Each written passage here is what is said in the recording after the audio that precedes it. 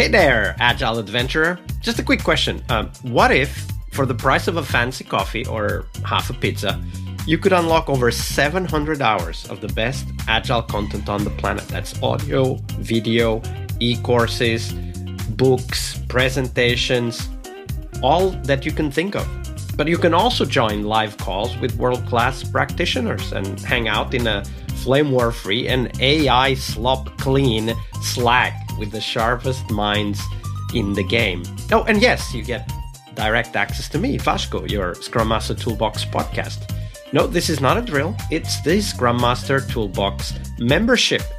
And it's your unfair advantage in the Agile world. So if you want to know more, go check out scrummastertoolbox.org/membership. That's scrummastertoolbox.org/membership. And check out all the goodies we have for you.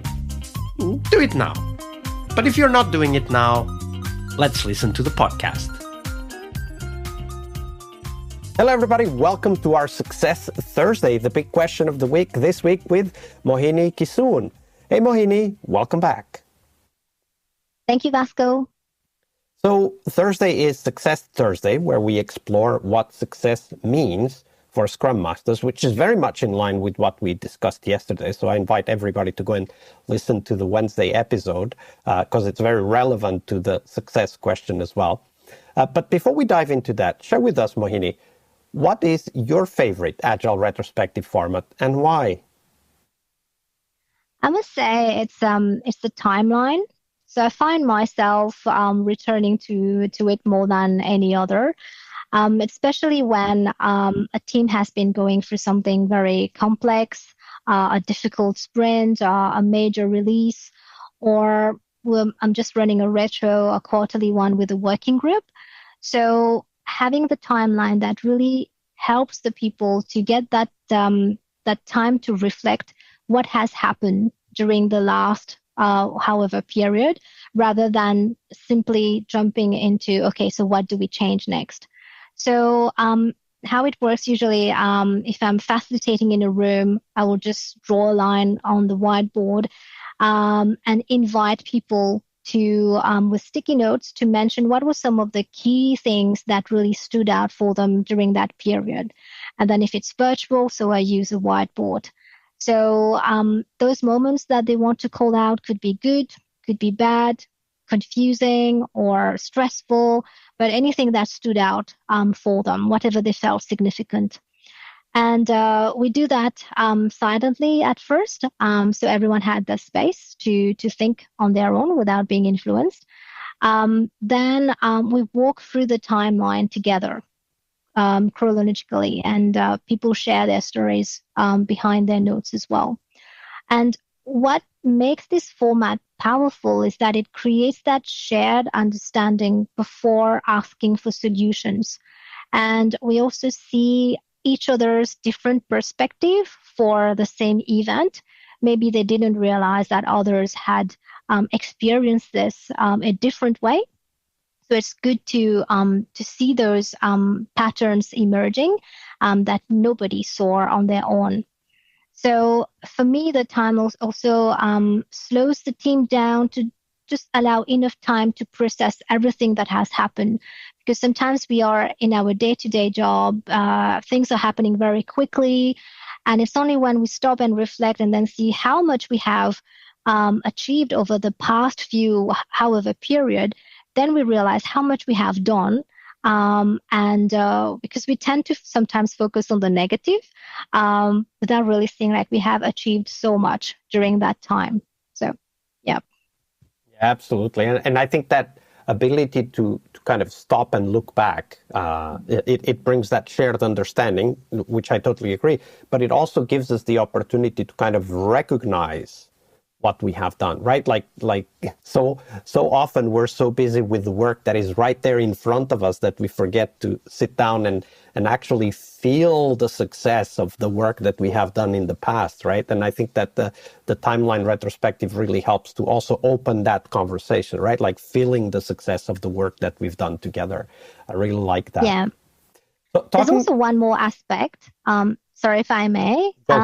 With the timeline, we just have to be very, it's a powerful tool, but it can be very overwhelming as well. Like when you see all these stickies or everything that that's is on the board, and then when you ask people, okay, so what do we do next? Instead of moving straight to from the timeline to the actions, I feel there is the need to build a bridge in between before just asking people, what do we do next?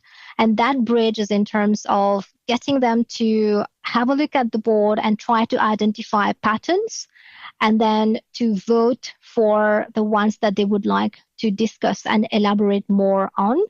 And based on the items that they vote, then we derive some concrete actions out of it, because we still want to get actions out of our retro, so that it's not just a retro that we've done and then there's no actions after it. So really helping team to take ownership as well of what they want to change. Yeah, and that bridge aspect is very important, because as you say, it can feel very overwhelming, especially if you do a timeline retrospective for a long period of time, like a whole delivery or something like that.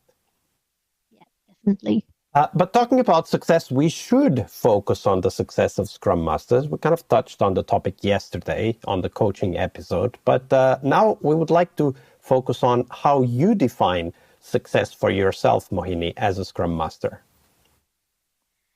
For me, I look at it in three different aspects. First, if I see my team taking ownership of their work, taking ownership of the Scrum events, asking questions, challenging each other constructively without waiting for me to be asking those questions. I think that's something which I'm very proud of, that I don't have to intervene, so I can have a look and observe the dynamics, how things are going through. And because then that I see, oh, this is the conditions that I have shaped for the team to work together. They are confident and ready to start taking ownership of their success, and they feel comfortable as well to be challenging each other. The second thing is, for me, is around having metrics where I can use to show that there has been improvement. So that's one of the success things for me as well. Like if I'm looking at how the team has improved over time for the past quarter or so, and how it's been, how they have evolved, and I can share that with them and with leadership as well, that actually shows that I have made a difference in a positive impact that I've created with the team. That was the second aspect of being able to show that success. And third, I think I've already mentioned it, but it's still like in terms of creating that psychological safety within teams, and for them to be comfortable with each other, to disagree, and to have that healthy conflict as well, without taking things personally, but they are open to ask questions, and it's a very good environment where you can have innovation or being creative as well. Yeah, that conflict and innovation is actually quite an important perspective. We didn't talk about it when we talked on Tuesday about the conflict, because conflict brings energy, right? Like, of course, and it's not easy. That's why it's hard, because it brings a lot of energy, and that may feel overwhelming or threatening even, right? But there's no innovation without that energy, that energy that comes from conflict, that ultimately is then channeled, turned into a positive source of energy, right? Like, because if it's conflict in terms of destructive conflict, that's not good for anyone anyway, no matter how we may try to bring that in a controlled way. So we're talking about conflict that may start as opposing directions, but then suddenly turns into similar direction, right? Like it's us against the challenge, not us one against the other. Exactly. So working together and not against each other as well. That reminds me, one more thing is the language of the team. It's how was their language before I joined the team and how it is now. So in terms of, instead of saying their sprint goal, they would say things like our sprint goal. So it's still that sense of ownership and how they understand the different concepts that I've taught the team as well, and the language that they're using when they're referring to all these different concepts. Yeah, absolutely. I really like that. It's such an easy thing to look at, but it's so often missed, the type of words, the type of constructions that they choose to use, like the sprint goal versus our sprint goal. That's a very clear example, because that shows that level of ownership, as you referred to. And I think that's it's a great red flag or green flag, depending on the language, for us to focus on as Scrum Master. So thank you for sharing that, Mohini. Pleasure, Vasco. All right, I hope you liked this episode. But before you hit next episode, here's the deal. This podcast is powered by people like you, the members who wanted more than just inspiration. They wanted real tools and real connection to people who are practicing Agile every day. We're talking access to over 700 hours of Agile Gold, CTO level strategy talks, summit keynotes, live workshops, e-courses, deep dive interviews, books, and if you're into no estimates, we got the pioneers of no estimates in those deep dive interviews as well. Agile business intelligence, creating product visions, coaching your product owner courses, you name it. You'll get invites to monthly live Q&As with Agile pioneers and practitioners, plus a private Slack community, which is free of all of that AI slop you see everywhere, and of course, without the flame wars. It's a community of practitioners that want to learn and thrive together. It's the best place to connect with community and learn together. So if this podcast has helped you before, imagine what you will get from this podcast membership.